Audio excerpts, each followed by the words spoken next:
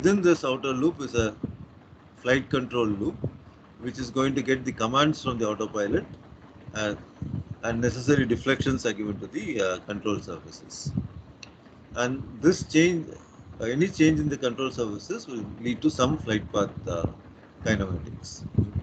So here we are talking about kinematics, and this kinematics can be again sensed by appropriate instruments. So you have outer loop and an inner loop.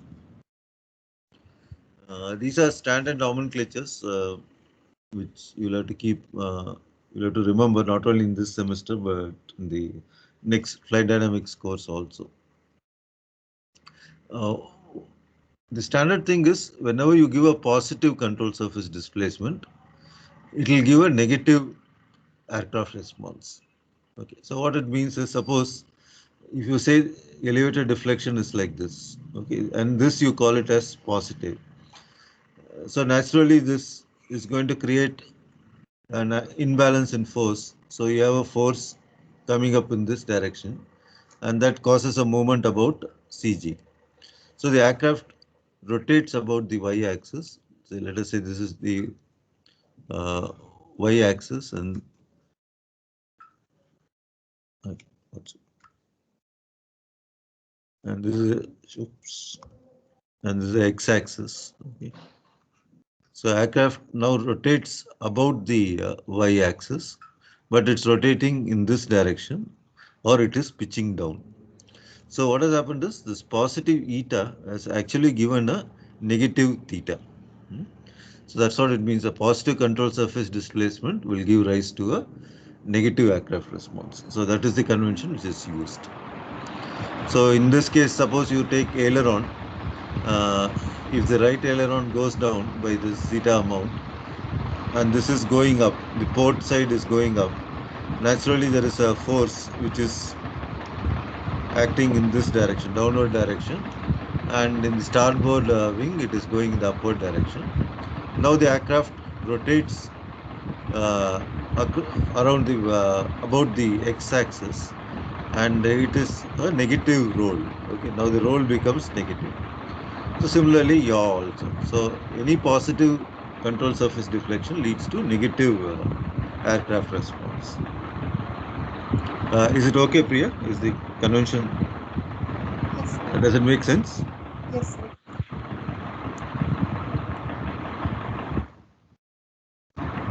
And a few things you should remember. One is around y-axis you pitch. Say around y-axis you pitch by angle theta, or pitch rate is theta dot is equal to p. Okay, so pitch rate is given by p. Around x-axis you roll by phi. Sorry, this is my mistake. This is q. So you roll with angle phi, and phi dot is p. And similarly, your rate, your angle is psi, and psi dot is given by r. So you have PQR. Okay. Generally, we talk about the rates because gyros are all rate gyros. So you have PQRs, and in addition to that, the velocity also has three components: U, V, W. U is in the forward direction, and V is from the pilot. It is on his right side on the y-axis, and Z is downward direction. That is W. So PQR and UVW. So these are standard terms they use, nomenclature they use. Now just let's see how the autopilot works.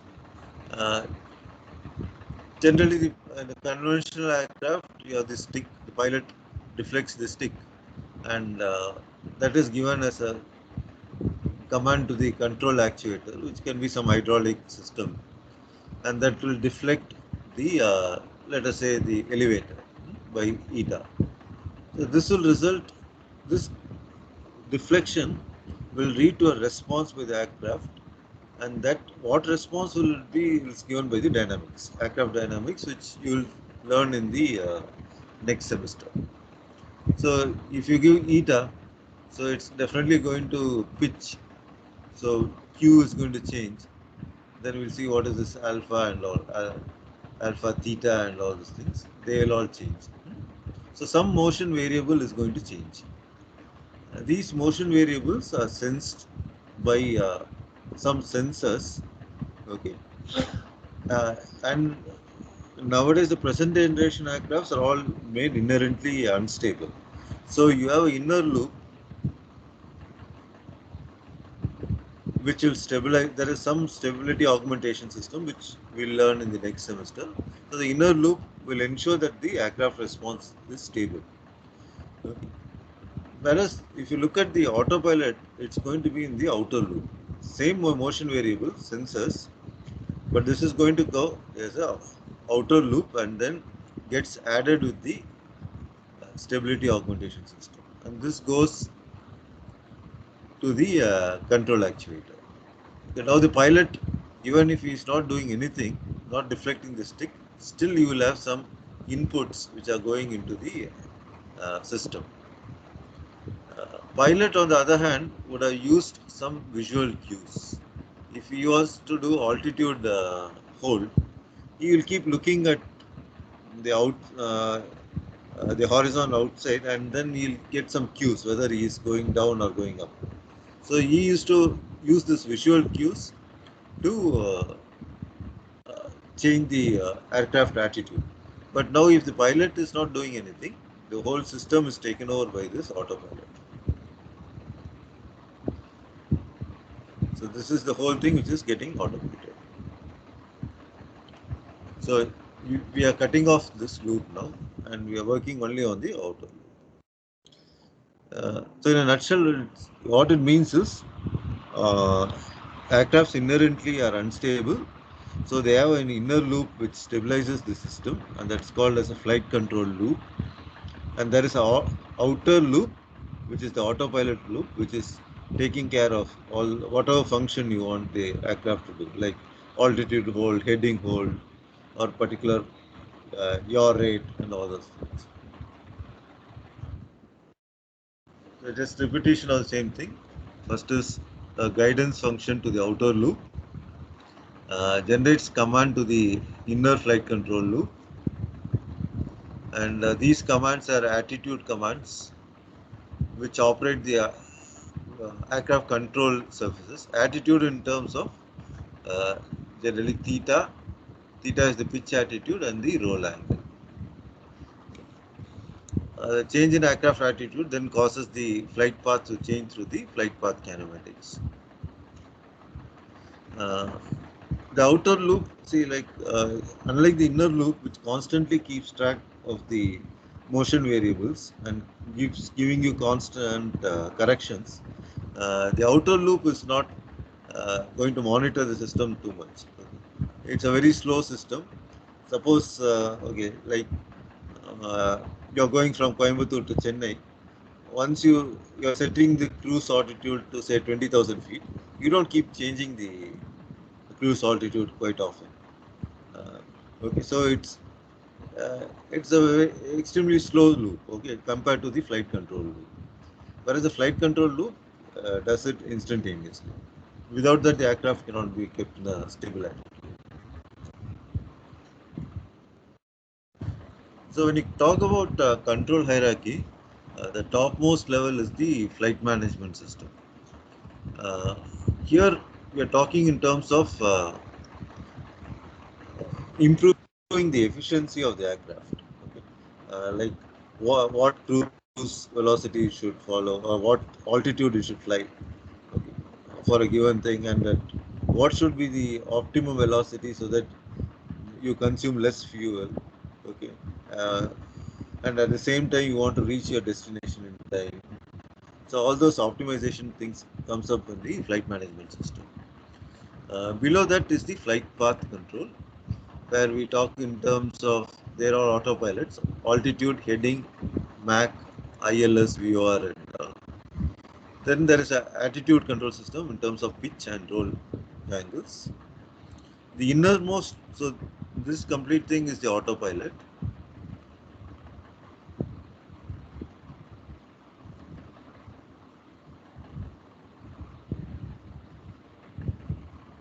So you have the autopilot here, and below the autopilot is the stability augmentation system, which takes care of the stability of the aircraft attitude. This is something we'll learn in the seventh semester. And one step lower than that is the actual physical deflection of the aircraft control surfaces. So FMS, autopilot, and then you have the stability augmentation system. And below that is the actual flight control surfaces. Again, some nomenclature probably you must have read in your introduction to aero or flight mechanics. Uh, Theta is the pitch attitude.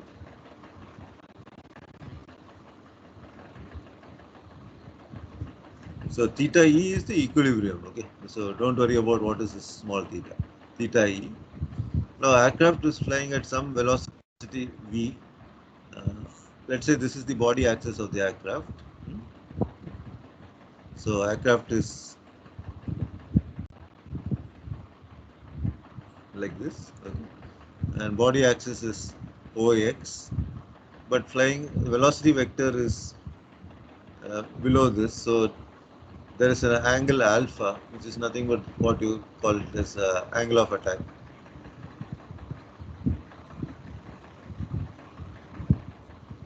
Now the angle between the horizon and the velocity vector is the flight path angle.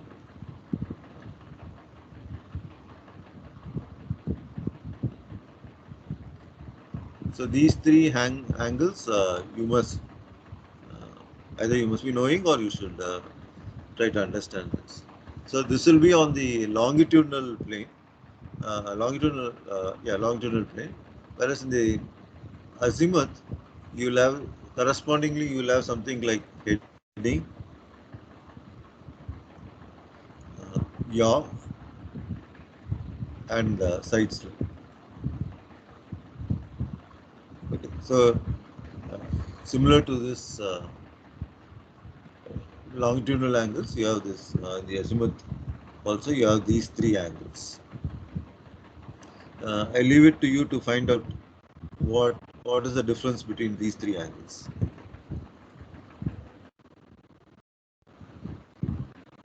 Okay, since the class attendance is poor, I'll just start with this autopilot and give a small assignment for you to do. Okay. First one is height control, okay, or altitude control. Uh, Suppose you Priya, you want to change the altitude of the aircraft. What do you do, or what should be done?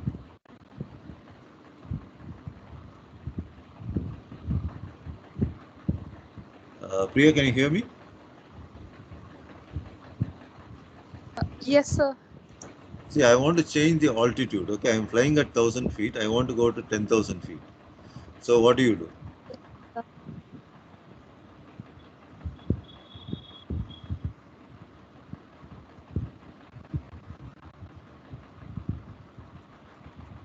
Sir, can you repeat it again, sir? I changed my device again, so I didn't see the last 5 minutes, sir. Uh, when see you're flying at 1,000 feet, okay, Okay, sir. and I Okay. want to go to 10,000 feet.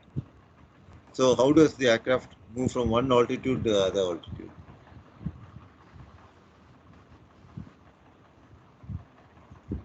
By increasing the lift, sir. Increasing the. Lift. Uh, so how do you increase the lift?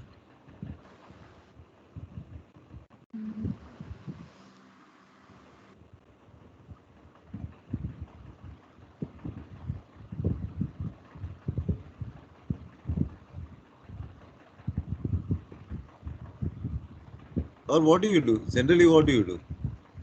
Okay, if you want to increase the lift, what you should do? Sir, pitch up, sir. Pitch up. Okay, so which means you're rotating the aircraft about y-axis, right? Yes, sir. Okay.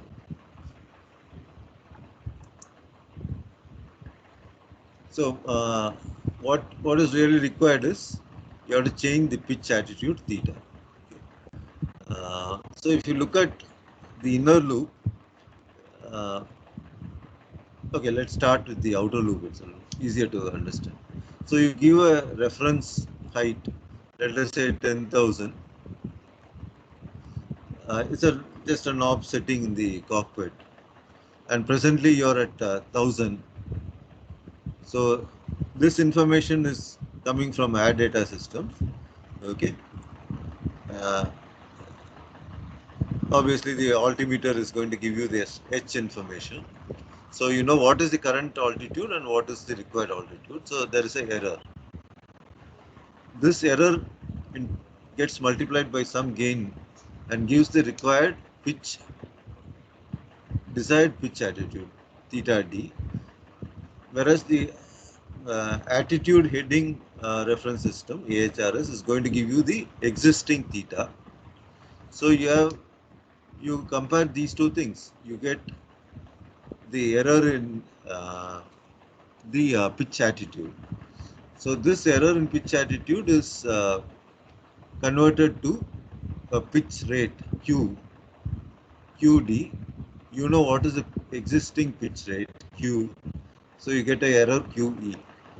And this QE is used to uh, is given as an input to some servo which will deflect the elevator by eta. Okay. Now, once this eta deflection is given to the aircraft starts responding. As I told you, the positive control surface will give a negative response, and vice versa. So this will result in some Q. This Q is what is sensed by the pitch rate gyro. So quite often students ask why we always uh, talk about rates. The basic reason is all these instruments or sensors are all rate gyros. Okay, so that's why these.